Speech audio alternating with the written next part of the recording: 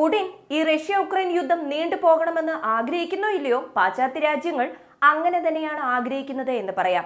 എപ്പോൾ നോക്കിയാലും ഉക്രൈന് അനുകൂലമായ രീതിയിലും പുടിന് എതിരായ രീതിയിലുമാണ് അവർ സംസാരിക്കുന്നതും അതുപോലെ തന്നെ പ്രവർത്തിക്കുന്നതും.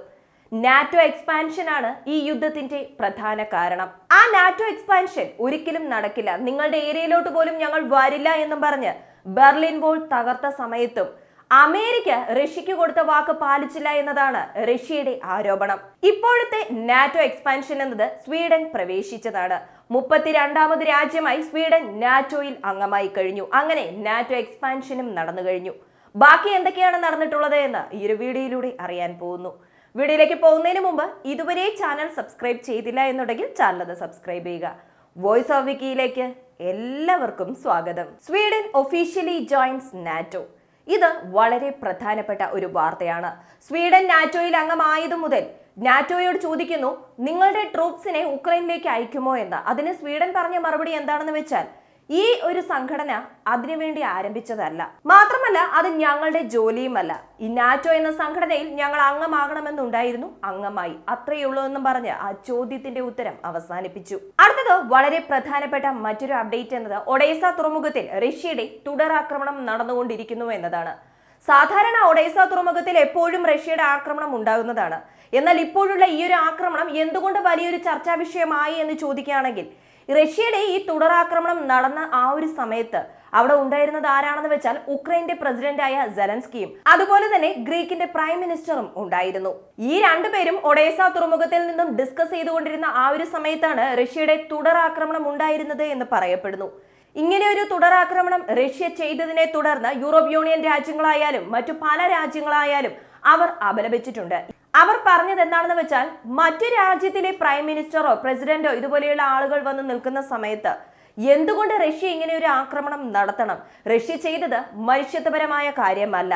റഷ്യ മറ്റു രാജ്യങ്ങൾക്കെല്ലാം ഭീഷണിയാണ് എന്ന് യൂറോപ്യൻ യൂണിയൻ രാജ്യങ്ങൾ അഭിപ്രായപ്പെടുന്നു. ഇതിനെന്തായാലും റഷ്യയുടെ ഭാഗത്തു നിന്നും ഒരു മറുപടി പ്രതീക്ഷിച്ചത് തന്നെയാണ്. റഷ്യയുടെ ക്രെംലിൻ പറയുന്നത് എന്താണെന്ന് വെച്ചാൽ, ഞങ്ങൾ പർപ്പസ്ഫുള്ളി അവിടെ കയറി ആക്രമണം നടത്തിയതല്ല, അവിടെ ചിലർ ഉണ്ടെന്ന ഇൻഫർമേഷൻ ഞങ്ങളുടെ ട്രൂപ്സിന് ലഭിച്ചു, അങ്ങനെ ഞങ്ങളുടെ ട്രൂപ്സ് അവിടെ ആക്രമണം നടത്തി. പക്ഷെ ഞങ്ങളുടെ ടാർഗറ്റ് സെലൻസ്കിയോ അല്ലെങ്കിൽ ഗ്രീക്കിലെ പ്രൈം മിനിസ്റ്ററോ അല്ല. അങ്ങനെ ഞങ്ങൾ ടാർഗറ്റ് ചെയ്തിരുന്നുവെങ്കിൽ അത് ഒരിക്കലും മിസ്സാകില്ല എന്ന് ക്രെംലിൻ അറിയിക്കുന്നു. അടുത്തതായി യൂറോപ്യൻ യൂണിയന് വന്നിരിക്കുന്ന വലിയൊരു പ്രശ്നം എന്താണെന്ന് ചോദിക്കുകയാണെങ്കിൽ, 2 രാജ്യങ്ങൾ യുദ്ധ അറിയിപ്പ് പുറത്തുവിട്ടതാണ്. ഒന്ന് നോർത്ത് കൊറിയ, മറ്റൊന്ന് ചൈന. രണ്ടും പാശ്ചാത്യ രാജ്യങ്ങൾക്ക് എതിരായിട്ട് നിൽക്കുന്ന രാജ്യമാണ്. 2 രാജ്യങ്ങളെയും പാശ്ചാത്യ രാജ്യങ്ങൾ ഭയക്കുന്നു എന്ന് തന്നെ പറയാം. ഇവിടെ നോർത്ത് കൊറിയ കൊടുത്ത അറിയിപ്പ് എന്താണെന്ന് ചോദിക്കുകയാണെന്നുണ്ടെങ്കിൽ, യുദ്ധത്തിന് തയ്യാറായിക്കോളൂ, എപ്പോൾ വേണമെങ്കിലും ഒരു യുദ്ധം ചെയ്യേണ്ടി വന്നേക്കാം എന്ന് പറയുന്നു. ചൈന എന്താണ് പറയുന്നതെന്ന് വെച്ചാൽ, കടൽ മാർഗം എന്തോ ഒരു വലിയ ആപത്ത് വരാൻ സാധ്യതയുണ്ട്, അതുകൊണ്ട് നമ്മുടെ നേവി അലേർട്ടായി ഇരിക്കുക, നിങ്ങളുടെ അലേർട്ട് കുറച്ചുകൂടി കൂടുതലാക്കൂ എന്ന് ചൈന അറിയിച്ചിരിക്കുന്നു. അതെന്തുകൊണ്ട്, എപ്പോഴാണ് സംഭവിക്കാൻ പോകുന്നത്, അല്ലെങ്കിൽ ആര് മൂലമാണ് ഇതൊക്കെ നടക്കാൻ പോകുന്നത് എന്ന് കാത്തിരുന്ന് കാണാം. അടുത്തത് മോൾഡോവ. മോൾഡോവയിലെ പ്രസിഡന്റ് എന്താണ് പറഞ്ഞിരിക്കുന്നതെന്ന് വെച്ചാൽ, റഷ്യൻ പ്രസിഡന്റ് പുടിനെ ഇപ്പോൾ തന്നെ സ്റ്റോപ്പ് ചെയ്യണം. അങ്ങനെ സ്റ്റോപ്പ് ചെയ്തില്ല എന്നുണ്ടെങ്കിൽ അദ്ദേഹത്തിന്റെ ഈ പ്രവർത്തികൾ അദ്ദേഹം തുടർന്നുകൊണ്ടേയിരിക്കും. അദ്ദേഹത്തെ നമ്മൾ വേണം കൺട്രോൾ ചെയ്യാൻ, അദ്ദേഹത്തെ സ്റ്റോപ്പ് ചെയ്യേണ്ടത് അത്യാവശ്യമാണ്. അങ്ങനെയല്ല എന്നുണ്ടെങ്കിൽ മോൾഡോവയിലും നിരവധി മിസ്ഇൻഫർമേഷൻസ് പാസ്സായിക്കൊണ്ടിരിക്കുകയാണ്. അദ്ദേഹത്തെ കൺട്രോൾ ചെയ്തില്ല എന്നുണ്ടെങ്കിൽ അദ്ദേഹം തീർച്ചയായും മോൾഡോവയ്ക്കും ഒരു ഭീഷണിയായിരിക്കുമെന്ന് പറയുന്നു. മോൾഡോവ എന്തുകൊണ്ട് റഷ്യൻ പ്രസിഡന്റ് അല്ലെങ്കിൽ റഷ്യയെ കണ്ട് ഭയക്കുന്നു എന്ന് ചോദിക്കുകയാണെങ്കിൽ അതിന്റെ ഉത്തരം നമുക്കറിയാം, ട്രാൻസ്നിസ്ട്രിയ. അടുത്തത് ലിത്വേനിയ. ലിത്വേനിയയുടെ തലവൻ പറഞ്ഞിരിക്കുന്നത് എന്താണെന്ന് വെച്ചാൽ, തീർച്ചയായും റഷ്യ ഇനിയും 2 വർഷം കൂടി ഈ യുദ്ധം നീട്ടിക്കൊണ്ടുപോകാനുള്ള സാധ്യതയുണ്ട്. അവർക്ക് എല്ലാം ഉണ്ട്, അവർക്ക് പണമുണ്ട്, ആയുധങ്ങളുണ്ട്, കപ്പാസിറ്റി ഉണ്ട്. സോ ഇനിയും 2 വർഷം കൂടി ഈ യുദ്ധം നീണ്ടുപോകാൻ സാധ്യതയുണ്ട് എന്ന് ലിത്വേനിയൻ ലീഡർ പറഞ്ഞിരിക്കുന്നു. ഓൾറെഡി യുദ്ധം ആരംഭിച്ച് 2 വർഷം കഴിഞ്ഞു, ഇനിയും 2 വർഷം കൂടി ഈ യുദ്ധം നീണ്ടുപോകുമെന്ന് ലിത്വേനിയൻ ലീഡർ പറഞ്ഞത് വലിയൊരു ചർച്ചാ വിഷയമായിട്ടുണ്ട്. എന്നാൽ ലിത്വേനിയൻ ലീഡർ ഈ പറഞ്ഞതോട് മാത്രം അവസാനിച്ചില്ല. മറ്റു ചില രാജ്യങ്ങളിലെ നേതാക്കൾ പറയുന്നത് എന്താണെന്ന് വെച്ചാൽ, അമേരിക്കയുടെ തിരഞ്ഞെടുപ്പ് റഷ്യയുടെ കയ്യിലാണുള്ളത് എന്ന് പറയുന്നു. കഴിഞ്ഞ പ്രാവശ്യം ഡൊണാൾഡ് ട്രംപ് വിജയിച്ചതിന് പിന്നിലും റഷ്യ ആണെന്നുള്ള കുറച്ച് കാര്യങ്ങളൊക്കെ പുറത്തു വന്നിട്ടുണ്ടായിരുന്നു. അതേപോലെ ഇപ്പോഴുള്ള അമേരിക്കൻ തിരഞ്ഞെടുപ്പും റഷ്യയുടെ കയ്യിലാണെന്ന് അവർ പറയുന്നു. എന്നാൽ ഇതിന് വിശദീകരണമായി റഷ്യ മറ്റൊരു കാര്യം കൂടി പറയുന്നുണ്ട്. ഞങ്ങളുടെ രാജ്യത്തിനുള്ളിൽ തന്നെ പല പ്രശ്നങ്ങളുമുണ്ട്, അത് നോക്കാൻ പോലും ഞങ്ങൾക്ക് സമയമില്ല. ഞങ്ങൾ എന്തുകൊണ്ട് മറ്റു രാജ്യങ്ങളെ നോക്കണം എന്ന് പറയുന്നു. അതുമാത്രമല്ല, റഷ്യ പറയുന്ന മറ്റൊരു കാര്യം എന്താണെന്ന് വെച്ചാൽ, മറ്റു രാജ്യങ്ങളിലെ നേതാക്കൾ അല്ലെങ്കിൽ മറ്റു രാജ്യത്തുള്ളവർ ഞങ്ങളുടെ രാജ്യത്ത് വന്ന് പല രീതിയിലുള്ള പ്രവർത്തികളിലും ഏർപ്പെടുന്നുണ്ട്. ഞങ്ങൾ അതിന് ഒരിക്കലും സമ്മതിക്കുകയുമില്ല. ഇതിന്റെ ഭവിഷ്യത്തുകൾ നിങ്ങൾ അനുഭവിക്കേണ്ടി വരുമെന്ന ഭീഷണിയും ഉയർത്തി. പാശ്ചാത്യ രാജ്യങ്ങളുടെ നേതാക്കളെ സംബന്ധിച്ച് നോക്കുകയാണെങ്കിൽ റഷ്യ ഓർത്ത് അവർക്ക് വിഷമമുണ്ട് എന്ന് തന്നെ പറയാം.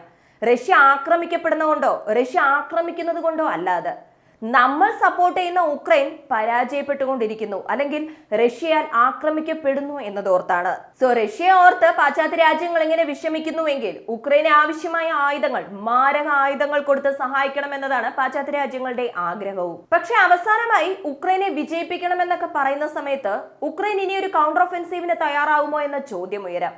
അതിനുത്തരം കൗണ്ടർ ഒഫൻസീവിന് ഉക്രൈൻ തയ്യാറാവുന്നുണ്ട്, പക്ഷെ ഈ വർഷം അവസാനിക്കുന്നതിന് മുമ്പ് ചെയ്യും എന്ന് പറയുന്നു. ഉക്രൈൻ അങ്ങനെ കൗണ്ടർ ഒഫൻസീവ് ചെയ്യണമെന്നുണ്ടെങ്കിൽ പാശ്ചാത്യ രാജ്യങ്ങളുടെ ആയുധങ്ങൾ, സഹായങ്ങൾ, പണം ഇതെല്ലാം ഉക്രൈനിലെത്തണം. അതിന് യാതൊരു തടസ്സവുമില്ലാതെ ആയുധങ്ങളൊക്കെ കൊടുത്ത് സഹായിക്കുന്നതിനുള്ള പദ്ധതികൾ തയ്യാറാക്കി റഷ്യയെ ഓടിക്കണമെന്ന ഒരു അനുകൂല വാർത്ത, ഉക്രൈന് അനുകൂലമായ വാർത്തകൾ പാശ്ചാത്യ രാജ്യങ്ങളിൽ നിന്നും പുറത്തു വരുന്നു. ഉക്രൈൻ ശരിക്കും കൗണ്ടർ ഒഫൻസീവിന് തയ്യാറാകുമോ ഇല്ലയോ എന്നൊക്കെ കാത്തിരുന്ന് തന്നെ കാണാം. കാരണം ഉക്രൈന് കൗണ്ടർ ഒഫൻസീവ് ചെയ്യണമെന്നുണ്ടെങ്കിൽ അതിനാവശ്യമായ ആയുധങ്ങൾ വേണം. പക്ഷേ അത് അവർക്ക് ലഭിക്കുന്നുണ്ടോ എന്ന് ചോദിച്ചാൽ ഇതുവരെ ലഭിച്ചിട്ടില്ല. പല പാർലമെന്റിൽ പോയി ചോദിച്ചു നോക്കി, പലതരത്തിലുള്ള പൊതുയോഗങ്ങളിൽ പോയി ചോദിച്ചു നോക്കി, സുഹൃത് രാജ്യങ്ങളോട് ചോദിച്ചു നോക്കി, സുഹൃത് രാജ്യങ്ങളോടും ചോദിച്ചു നോക്കി. അതിൽ ചിലർ തരാമെന്ന് പറഞ്ഞിട്ടുണ്ട്, ചിലർ കൊടുത്തിട്ടുണ്ട്. അതിൽ ചിലർ തരാം, എപ്പോൾ തരാമെന്ന് പറഞ്ഞിട്ടില്ല, വളരെ പെട്ടെന്ന് തരാമെന്ന് പറഞ്ഞിട്ടുണ്ട്. F-16 ഒക്കെ ഇതുവരെ ഉക്രൈനിൽ എത്തിയിട്ടില്ല എന്നതും ഇവിടെ ശ്രദ്ധേയമാണ്. അടുത്തത് British foreign secretary David Cameron ഒരു കാര്യം പറഞ്ഞിട്ടുണ്ട്. ഇതുവരെ ഇല്ലാത്തതുപോലെ പാശ്ചാത്യ രാജ്യങ്ങൾ ഒന്നുചേരാൻ കാരണമായിരുന്നത് ആര് എന്ന് പുടിനോട് ചോദിക്കൂ എന്നാണ് പറഞ്ഞിരിക്കുന്നത്. സോ ഓവറോൾ ആയി ഈ യുദ്ധം ഇനിയും 2-3 വർഷം നീണ്ടുപോകാൻ സാധ്യത കൂടുതലാണ്. ഈ യുദ്ധം അവസാനിപ്പിക്കാൻ ആരും തന്നെ ആഗ്രഹിക്കുന്നുമില്ല, അതിനായുള്ള പ്രവർത്തികളിൽ ഏർപ്പെടുന്നുമില്ല. അമേരിക്കയും ആയിക്കോട്ടെ ഉക്രൈനും ആയിക്കോട്ടെ, രണ്ടുപേരും അതുപോലെ തന്നെയാണ്. സെലൻസ്കിയും നടക്കുന്നത് പോലെ നടക്കട്ടെ, എവിടം വരെ പോകുമോ അതുവരെ നോക്കാം എന്ന കാഴ്ചപ്പാടിലാണ് മുന്നോട്ട് പോയിക്കൊണ്ടിരിക്കുന്നത്. ഉക്രൈനിലാകട്ടെ അഴിമതിക്ക് യാതൊരു കുറവും വരുന്നില്ല. പല രാജ്യങ്ങളും ആയുധങ്ങളായാലും ശരി, പണമായാലും ശരി കൊടുത്ത് സഹായിക്കുന്നുണ്ട്. സൈന്യം, അതുപോലെ യുദ്ധം എന്നൊക്കെ പറയുമ്പോൾ കണക്ക് കൃത്യമായി നോക്കാൻ പറ്റിയെന്ന് വരില്ല. എന്നാലും അവിടെ ഇപ്പോഴും അഴിമതി നടക്കുന്നുണ്ട്. അത് സെലൻസ്കിയും സമ്മതിക്കുന്നുണ്ട്. സെലൻസ്കി മാത്രമല്ല, യൂറോപ്പ് യൂണിയൻ അത് മനസ്സിലാക്കി അതിനെതിരെ ശബ്ദമുയർത്തിയിട്ടുമുണ്ടായിരുന്നു. ഇതിനോടൊപ്പം ഇപ്പോൾ നാറ്റോ എക്സ്പാൻഷനും നടന്നിരിക്കുന്നത് റഷ്യ ഉക്രൈൻ യുദ്ധത്തെ അടുത്ത തലത്തിലേക്ക് കൊണ്ടുപോയിരിക്കുന്നു എന്ന് തന്നെ പറയാം. നോക്കാം ഇനിയും എന്തൊക്കെ അപ്ഡേറ്റ്സ് ആണ് വരാൻ പോകുന്നത് എന്ന്.